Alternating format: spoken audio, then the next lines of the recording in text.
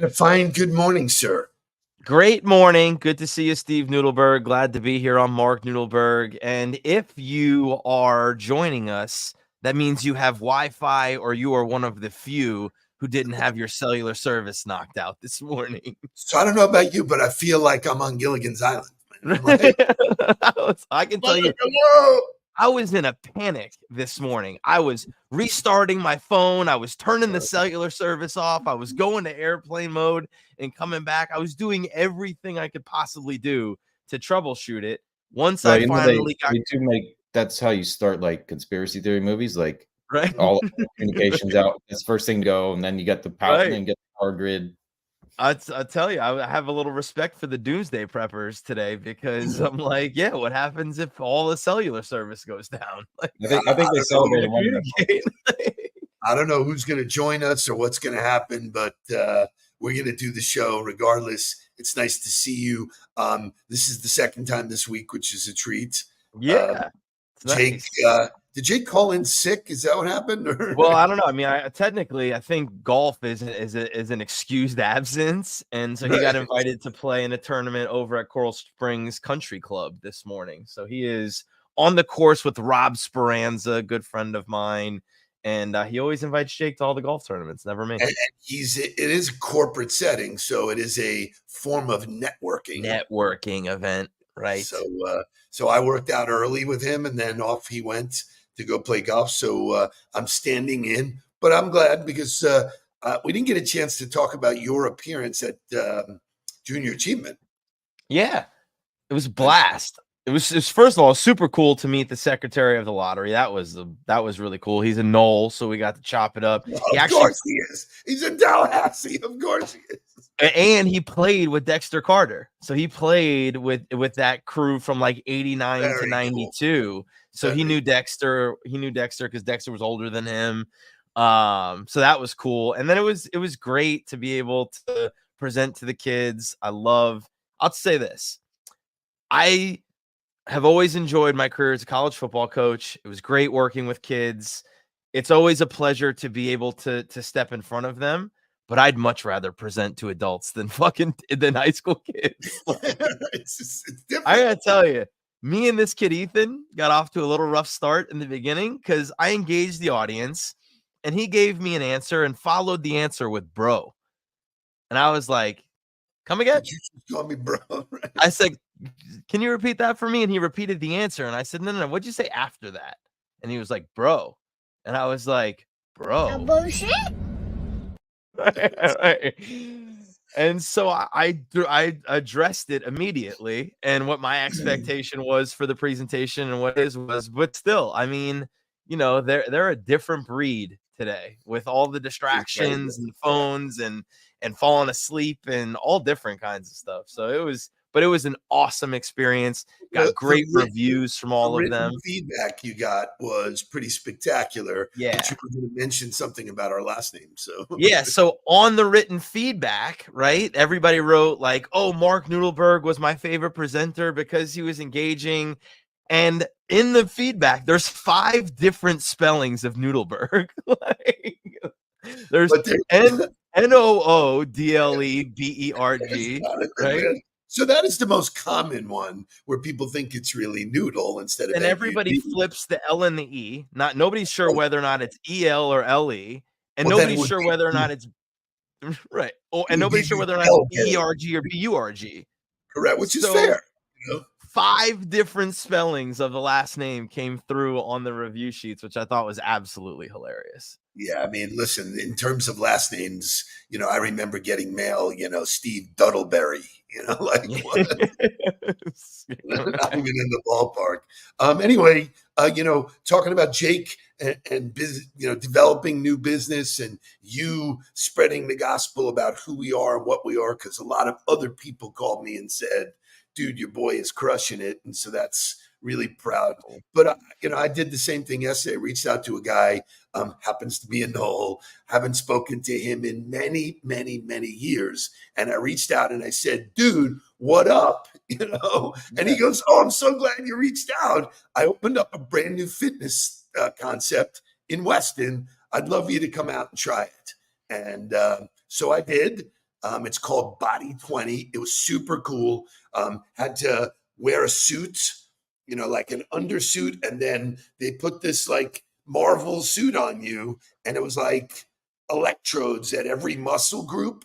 And I did a 12-minute demo, which they do for free, and then did a printout of my body weight, and it was super cool. We're gonna do some stuff with him, as you might imagine. Super cool entrepreneur forever. So he's got stuff going on. I got stuff going on. It proves the point. You gotta be out there, just mixing it up. And he wants up with people, right? He wants us to come out there and do the Huddle live from there, which would be super. That. I would do that. You would Look, love this. I'm always down to try the new bod pod or whatever, the in-body test, or when cryo got really popular, we had a cryo chamber at Florida State. Like anything for recovery and new stuff. So I'm always interested to learn and experience. The basic premise is that it's shooting electro stimulus to the muscle, even when you're not working it out. So it's like doing thousands of push-ups, in that. Mm-hmm. So the formal workout is 20 minutes. I got there to watch him do his workout. He's more advanced. I did the 12 minutes demo, but my score, he goes, dude, not for nothing. He goes, no, I scored a 91. He goes, people generally score a 50 or 60, man. You're like, I'm a great trainer. What do you want me to tell you, man? Get Jaked. Shout out to Get Jaked. My body weight was great. He goes, your muscle density was like 5 times more than, so I was, I was walking around proud as a peacock yesterday, So anyway, more to come from that.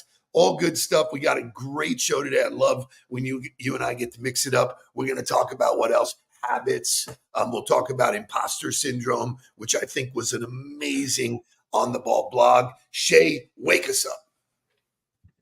Wake up, everybody. Get up, get up, get up, get up. Wake up.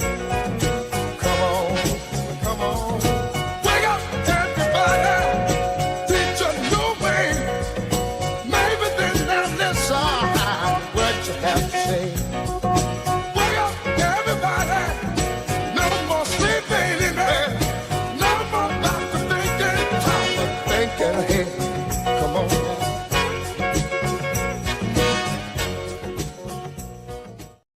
So a couple of things. There are some people who have phones. Helen has hers. Jake has his. What's up with that? Some people are working and some people aren't. You're either in or you're out. Like I don't. And today is a day that I'm going to be out all day long. Like the housekeeper comes today, so we work from Sith, and then I've got the video shoot with South Florida Business and Wealth, and like I'm out from basically 9 o'clock until 2 o'clock. I have no idea how I'm going to function. I don't have any cell service. Like, here we go. I just also got to say, I did not mention the entrepreneur's name. Sean Guerin is his name. Look him up. He's super cool. He was involved in 4 or 5 things. I'm involved in a half a dozen things. So boom, boom, boom. Great stuff, as we do every day. And this is becoming such a great habit and such great feedback from people. Mark, will you please read our daily affirmation? I stand confidently in social situations, releasing the grip of anxiety. I trust in my ability to authentically connect with others, knowing that each interaction is an opportunity for shared understanding and personal growth. My presence is a valuable contribution to every social space. Well, I love that. So, this is the little card you put in your wallet or whatever, or your money clip, and you look at it before you go into a networking event. To me, it's what athletes used to call billboard, blackboard, green board. What do they call it? Whiteboard material. Whatever. Just, Love it. Whatever. Love it. So a real good one is a reminder that you are worth showing up in social situations. And by the way, one of the conversations that Sean and I had was about Wayne Huizenga, and back in my day, how I got a meeting with him. And to this day, he still is enamored with that. He goes, like, Wayne was hard to get to. and you got to him. And that led to so many other opportunities. We did all of their phones, and it was an incredible time. But all of this is part of the makeup of business development. And on Fridays, I like to throw out a poll that has some significance. So we did a poll last Friday. The question was, what challenges do you or your organization face in your business development efforts? And so most people looked at it, I guess, from an organizational standpoint, finding and retaining talent. And Mark, I want your comments on that. 21% relationship building, 14% communication, negotiation, and 7% other. I found that interesting. Yeah, so I think when you think about finding and retaining talent for business development, part of it is then knowing what you should be looking for. And the other part of it is then how do you keep them? How do you hold on to them? What keeps talented people inside of an organization? In my opinion, the most time, it's the development. It's the investment into them and their growth. And so if you have somebody who comes in that does really well for you early in biz dev, and you don't spend equal resources investing in their growth, you should expect them to be gone within 12 months. I can't imagine that they would stay longer than that. This is such a relevant topic. Almost every CEO that I am coaching right now is trying to understand the psyche of the employee. And, we all live through the great resignation and shit like that. And that was really a kick in the ass to CEOs to say, hey, get your act together and start treating people like humans. They're shouldn't be expected to do more than you or even the same as you. You own the place. You got to lay out the groundwork. And if people do not have a clear path to be recognized and to grow, to your point, they'll go somewhere else. And that whole adage about the grass is always greener, fuck you, man. It is. I mean, it can be. It can be. Doesn't mean that there's not always challenges on the other side. There's always going to be work and other things to be done. But for sure, there are organizations that are better than the one you're in, especially if you're in one that's not investing in your growth and development. I mean, we're fortunate to find the ones, Sistel, RCC, City, people that we've worked with that have continuously invested in their people, that sign 12-month contracts that are focused on their people development. Fresh Edge, Greg Corsaro, building a facility, building a training facility for his people, a virtual, university to invest in their growth and development so that he could reach everybody all over the country. So like, if you're in a place that's not investing in you, there are places that are willing to do that. But the other side of that is you still got to put in the work. You still got to show up and be willing to learn and engage and do the things necessary to get your growth. So like, I know from experience, had success early in an organization and saw that like, this is bullshit. You don't care about me. You're not investing. I'm busting my hump trying to do so, and you don't really care, or you're only interested in what I can give the organization. I'm out of here. I'll go do it myself. And the ability to do that now is different than it ever was. And the world is different. So if the organization isn't recognizing the shift of the world, the shift in customer behavior, the shift in working environment, and they're putting on blinders to that, they're killing themselves to be able to retain talent. Well, one of the cool things I get to do is, I work with these great leaders. Lisa Lutoff Perlo, who has been on the show, she launched her book, as I said, Making Waves. It's the top selling new book. And it's a reason why, because I've spoken to people who have worked for her over the years, and they always said she treated me like I mattered to her, not my job, but I mattered to her. And when you have, I think they had 50,000 employees, it's like, that's not an insignificant opportunity. I mean, you got to really focus on making sure people feel that way. And when we did the live thing the other night, they were pouring in going, I worked for you for 30 years and blah, blah, blah, blah, so it's amazing. It can be done. When it's done, it's magical. Doesn't happen all the time, unfortunately. So, but a cool topic for anybody to discuss, like what's working in business development they most of the time go to sales. You know, they're like, what do you mean sales? Well, our numbers are down or our numbers are up. I go, you don't want to, you don't want to figure out why. You want to figure out why you feel like shit. Worry about what you're eating and how you're sleeping. And, those are symptoms. So anyway, habits, which is another topic for today. So I have high hopes for people teaching and learning and developing. And that brings us to today's motivational music.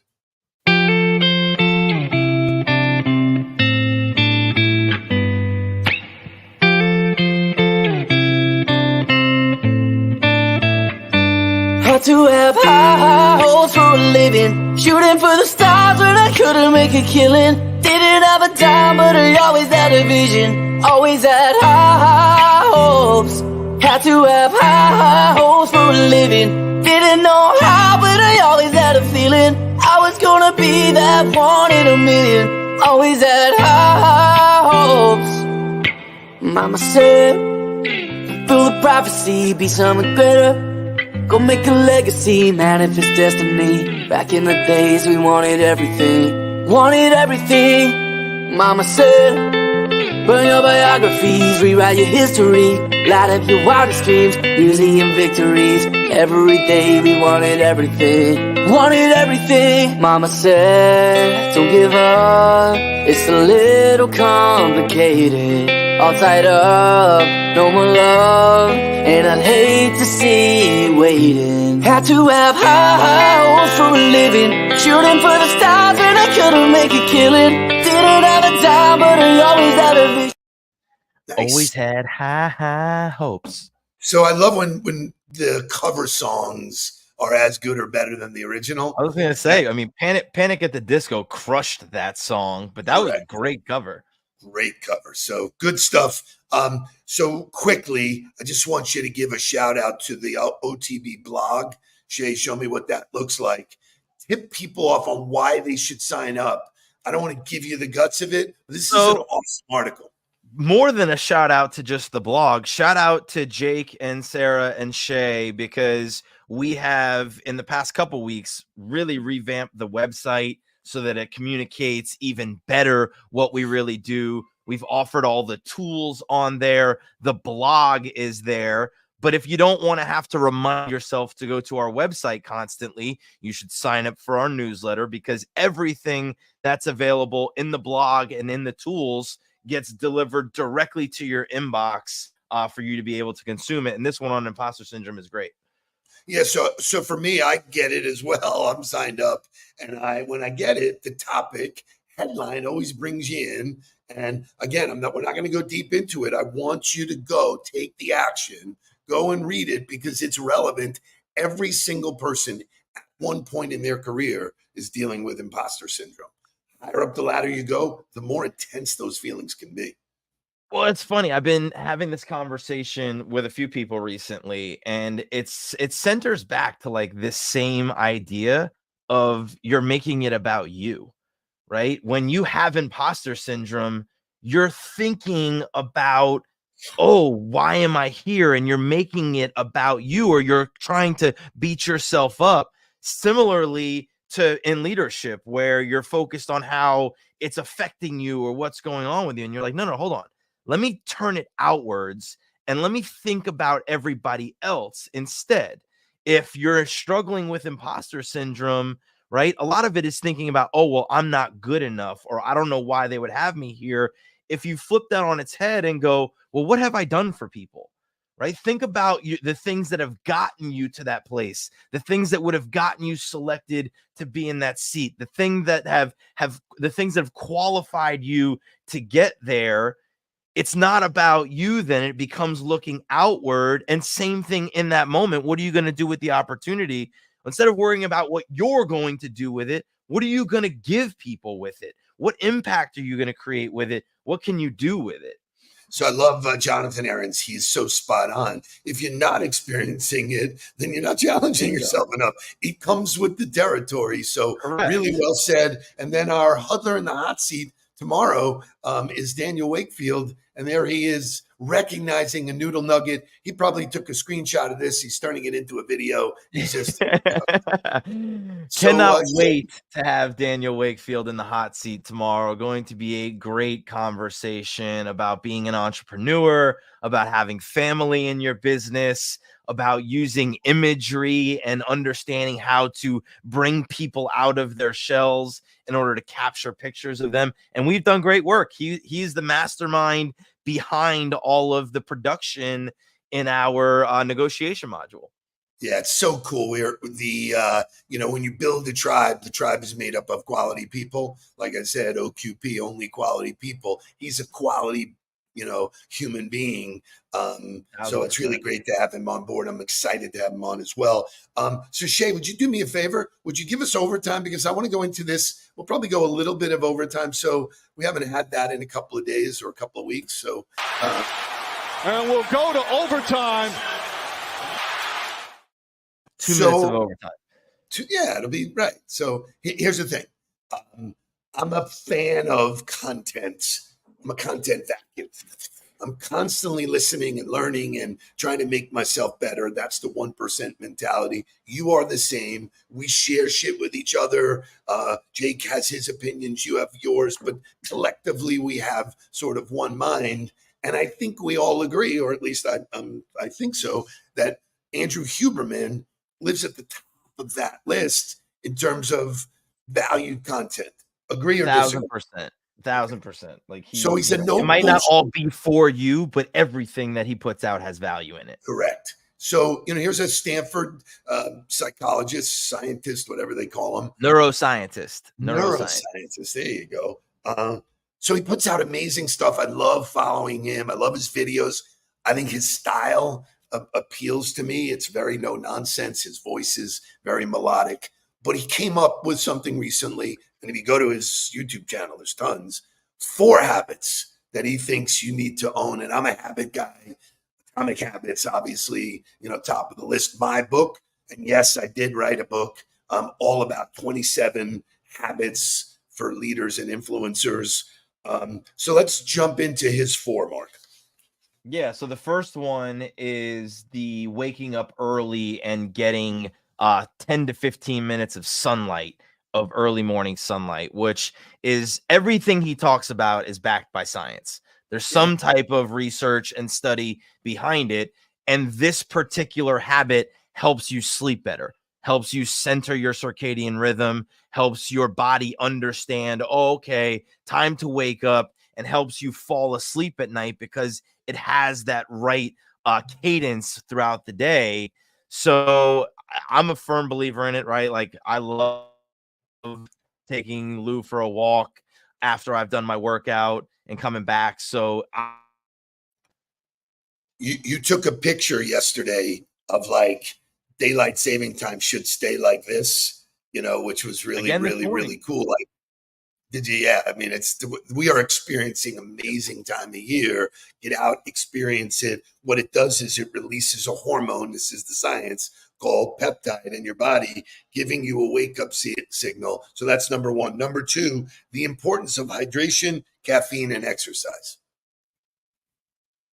Yeah, you have to move every single day. Yeah. Can you hear me? Yeah.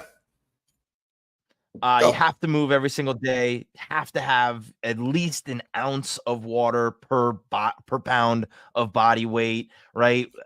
We don't have to dive into the science of it, but what it does is it helps you operate at a higher level. And so understanding that when you work out, you release cortisol, you release dopamine, you release all of these chemicals in your body that make you feel better. This is, if you're battling with depression or you're battling with issues, it can be battled with physical activity. It's not the only answer, right? But it is a part of the remedy to help you. So even if you're not battling depression, but you want to operate at your optimal level, which I think is what Huberman is all about, is he's giving you these tools of getting sunlight in the morning, drinking enough water, getting daily activity and physical activity, and understanding how these things affect your body and help you work at the best pace possible. So we'll do one more, but I want to add to that. We were brought up to say salt is bad, and that it's the most asinine thing, and I've learned this, that you need salt. You have to have salt. You have to replace the salt in your body. Salt in your body. Sea salt is great. It's why the original Gatorade worked, because it was packed with electrolytes, right? And then the more it's evolved, the more sugar they added to it, and sugar actually dehydrates your body. So it works against itself. So salt is not a bad thing. Salt is a good thing. Sugar is the worst possible thing you can consume, and it exists in almost every processed food that you're eating.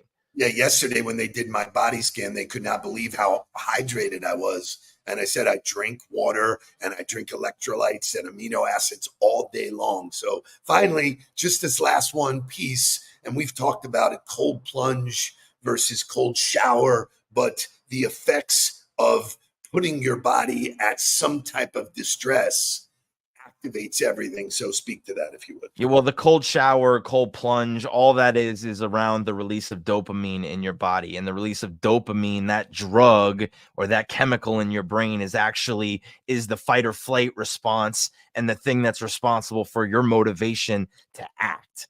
So the longer you put yourself inside of cold temperatures, and I forget what the exact number is, but you get an amplified, you get a 10x, 15x, a 270x response in terms of dopamine releases in your mind. I did a whole dopamine presentation for Sistel last year when I learned about it. When he did his podcast was like 2.5 hours.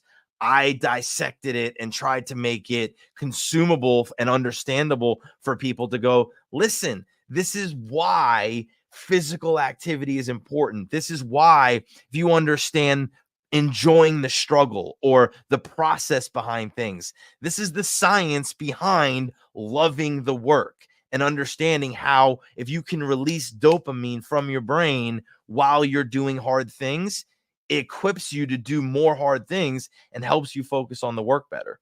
Banger. That's the ending note. Thank you. I so much wanted to do this segment with you, and we got it done. Really thrilled. Make sure you check out the blog, because there's more stuff like that Mark and team are writing. Phenomenal job. Lots of choices. This is a good one. Tomorrow, Daniel Wakefield is here. Wake it up. Make your friends. Bring your friends. Do all that kind of stuff. You guys make it a great Thursday, and let's get down to business. Please don't worry about me. I'm about to let my heart speak. My friends keep telling me to leave this. So let's get down to business. Let's get down to business.